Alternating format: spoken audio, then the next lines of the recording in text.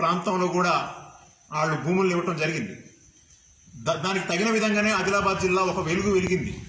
ఈ ప్రాంతంలో ఈ పరిశ్రమ నడిచిన రోజుల్లో దాదాపు 700 మంది పర్మనెంట్ కార్మికులు, 1500 మంది కాంట్రాక్ట్ కార్మికులు, వీళ్ళు కేవలం ఈ క్యాంపస్లో పనిచేసేవాళ్ళు. క్యాంపస్ బయట కూడా గోడౌన్లు, ట్రాన్స్పోర్టేషను, లోడింగు, అన్లోడింగు, బిజినెస్, అదేవిధంగా మైనింగు, వీటిలలో కొన్ని వేల మంది జనం పనిచేశారు. ఈ ప్రాంతంలో ఆర్థిక కార్యకలాపాలు కూడా బాగా నడిచినాయి. ఈ రోజు కూడా పోని పనికిరాదు సిమెంట్ అనుకోవడానికి లేదు. ప్రభుత్వ పథకాలన్నింటిలో కూడా సిమెంట్ అంటున్నారు. కేంద్ర ప్రభుత్వం హౌసింగ్ స్కీములు అంటుంది, రాష్ట్ర ప్రభుత్వం హౌసింగ్ స్కీములు అంటుంది, ప్రాజెక్టులు అంటున్నారు, అదేవిధంగా కన్స్ట్రక్షన్ అంటున్నారు, రియల్ ఎస్టేట్ అంటున్నారు. ఏదేమైనా సిమెంట్ యొక్క అవసరం అనేది కొన్ని దశాబ్దాల పాటు అవసరం ఉంటుంది. ఆదిలాబాద్ ప్రాంతంలో 100 సంవత్సరాలకు సరిపడినటువంటి సున్నపురాయి గనులు ఇక్కడ ఉన్నాయి. అంటే ముడిసరుకు ఉంది, పరిశ్రమ ఉంది, స్థలాలు త్యాగం చేసినటువంటి పరిస్థితి ఉంది. అది లాభాలతో నడిచి బ్రహ్మాండంగా నడిచినటువంటి పరిస్థితి ఉంది. దీన్ని ఎందుకు మూతపడ్డదంటే ప్రభుత్వాల విధానాల వల్ల. దీన్ని ప్రైవేటు పరం చేయాలనేటువంటి ఒక ఆలోచన ప్రభుత్వాల్లో మొదలైన తర్వాత దీన్ని మెల్లగా నష్టాల్లోకి నెట్టడం కోసం దీనికి ఇవ్వాల్సినటువంటి ఫండింగ్ ఆఫ్ చేసి, దీనికి ఇవ్వాల్సినటువంటి ముడిసరుకుని ఆఫ్ చేసి, కొన్ని అంటే ఇది నడవకుండా ఉండేదానికి, సంక్షోభంలో కూరుకుపోయేదానికి కొన్ని ప్రయత్నాలు చేశారు. దాంట్లో భాగంగా కొంతమంది ప్రైవేట్ పెట్టుబడిదారులు ఇది మూలపడంగానే కొనుక్కోవడానికి, గద్దల్లా వాలుకోవడానికి కూడా సిద్ధపడ్డారు. ఈ క్రమంలో ఈ కుట్రల ఫలితంగా ఈ వెనుకబడ్డ ప్రాంతంలో ఉన్నటువంటి ఈ సిమెంట్ ఫ్యాక్టరీ మూతపడింది.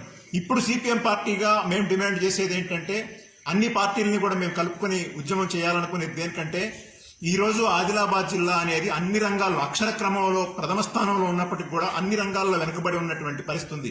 ఇక్కడ ఉపాధి అవకాశాలు లేవు.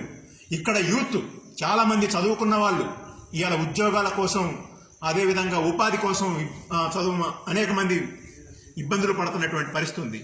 ఇక్కడ కనుక ఈ సిసిఐ కనుక తెరిపిస్తే ఇక్కడ చాలా వేల మందికి ప్రత్యక్షంగా పరోక్షంగా ఉపాధి లభించేదానికి అవకాశం ఉంది. ఆర్థిక కార్యకలాపాలు పుంజుకునే అవకాశం ఉంది. ఆదిలాబాద్ అనేది ఒక అభివృద్ధి ప్రధాన ముందుకు పోవటమే కాకుండా, ఒక అభివృద్ధి వెనకబడ్డ జిల్లాగా కాకుండా అభివృద్ధి చెందిన జిల్లాగా, పారిశ్రామిక ప్రాంతంగా అభివృద్ధి చెందేదానికి అవకాశం ఉంది. ఉమ్మడి ఆదిలాబాద్లో మనం చూస్తున్నాం. మంచిర్యాల, అదేవిధంగా బెల్లంపల్లి, ఆ ప్రాంతం అంతా చూస్తున్నాం.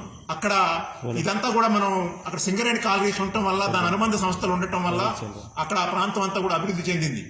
ఇవాళ ఇటువైపు వస్తే నిర్మల్, ఆదిలాబాద్ ప్రాంతం వస్తే, మరి ఆదిలాబాద్, ఉట్నూరు ఈ ప్రాంతం వస్తే బాగా వెనుకబడినటువంటి ప్రాంతంగా ఉంది. కాబట్టి వెంటనే ఈ పరిశ్రమను కనుక తెరిపించడం అనేది పెద్ద సమస్య కాదు. 9 లక్షల కోట్ల రూపాయలు విలువ చేసేటువంటి బ్యాంకుల్లో ఉన్నటువంటి రుణాలు మాఫీ చేయడం ద్వారా బడా కార్పొరేట్లను ఆదుకున్నారు.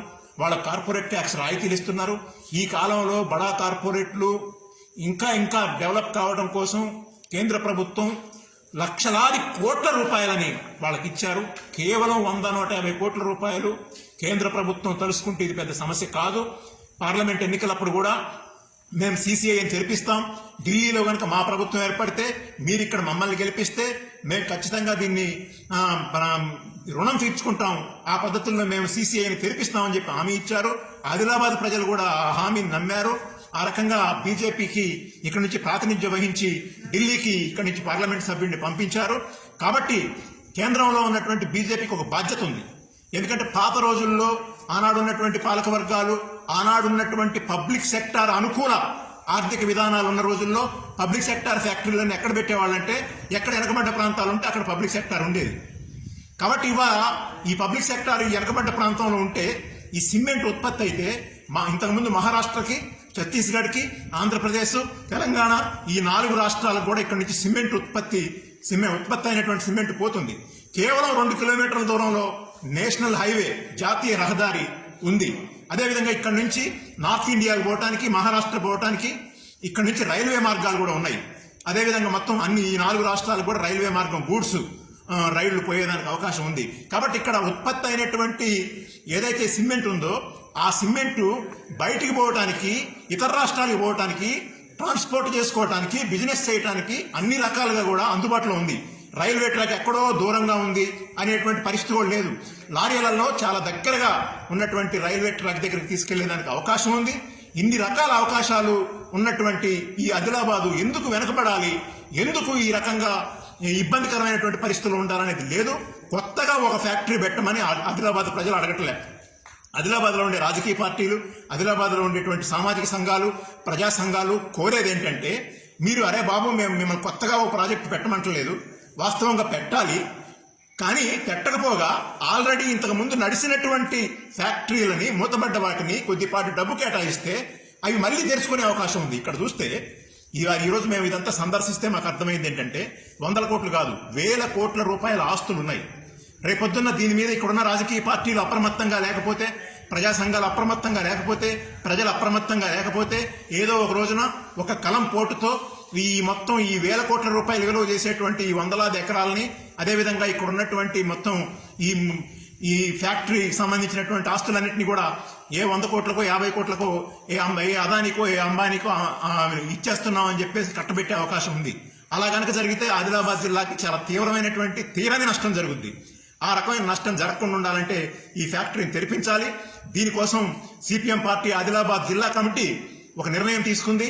అదేంటంటే, మొత్తం మేము అన్ని పార్టీలతో మాట్లాడతాం, అందరం కూర్చుంటాం, డిస్కస్ చేస్తాం, అవసరమైతే దీన్ని తెరిపించడం కోసం ఒక కార్యాచరణ ఏర్పాటు చేసుకుంటామని చెప్పడం జరిగింది. ఈ మధ్యకాలంలో కూడా మనం చూసాం, సూపర్ స్పెషాలిటీ ఆసుపత్రిలో రోస్టర్ సిస్టమ్ మెయింటైన్ చేయాలని చెప్పి అన్ని పార్టీలను కూడా సమీకరించి ఒక రకమైనటువంటి ఆందోళన నిర్వహించి విజయం సాధించడం అనేది జరిగింది.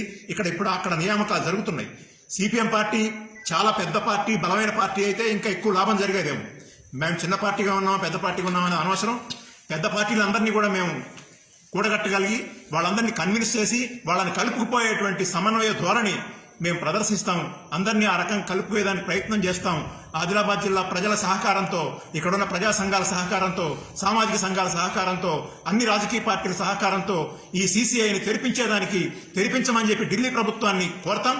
అవసరమైతే ఢిల్లీ ప్రభుత్వానికి మన ప్రజల మీద ప్రేమ లేదు అనుకుంటే గనక కేసీఆర్ గారైనా ఎంతో కొంత మ్యాచింగ్ గ్రాంట్, నేను ఒక 100 కోట్లు ఇస్తా, నువ్వు ఒక 100 కోట్లు అని చెప్పి తలా 200 కోట్లు. ఈ మధ్య మీ అందరికీ తెలుసు, సిర్పూర్ పేపర్ మిల్లు మూతబడితే దానికి 100 కోట్ల రూపాయల దాకా అవసరం పడితే సిర్పూర్ పేపర్ మిల్ తెరుచుకోవడం కోసం తెలంగాణ ప్రభుత్వం కొంత డబ్బు ఇచ్చింది. మరి ఆదిలాబాద్ జిల్లా ఈ ప్రాంతం మరి ఇంతకంటే బాగా వెనుకబడ్డ ప్రాంతం కాబట్టి ఆ డబ్బు అనేది కేంద్ర ప్రభుత్వందే బాధ్యత. ఇది కేంద్ర ప్రభుత్వ సంస్థ కాబట్టి వాళ్ళదే ఇవ్వాలి, వాళ్ళ దగ్గర డబ్బులు ఎక్కువ ఉంటాయి. వాళ్ళు కాదనుకుంటే ఇద్దరు చెరుసగం వేసుకోవాలి. లేదంటే కేసీఆర్ ఇది నేను తీసేసుకుంటా, ఈ ప్రాంతం ఇది నాకు అప్పజెప్పేసేయండి అని చెప్పేసి అడగాలి. అడిగేటట్టయితే ఆ పోరాటంలో టీఆర్ఎస్ కూడా రావడానికి బాగుంటుంది. ఆ రకంగా టీఆర్ఎస్ ఈ జిల్లాలో బలమైన పార్టీగా ఉంది కాబట్టి మా రాష్ట్ర ప్రభుత్వానికి అప్పచెప్పండి, కనీసం మేమన్నా దీన్ని నిర్వహించుకుంటాం, మేము డబుల్ బెడ్రూములు కడుతున్నాం, సిమెంట్ రోడ్లు వేస్తున్నాం, మాకు సిమెంట్ అవసరమే కాబట్టి మేము తీసుకుంటాం అనే దానికి అవకాశం ఉంది. కాబట్టి ఆ రకంగా అందరూ కలిసి రావాలని చెప్పేసి సిసిఐని తెరిపించుకుంటే ఈ ప్రాంతం అభివృద్ధి చెందుతుందని చెప్పి సిపిఎం పార్టీగా మేము అభిప్రాయపడుతున్నాం.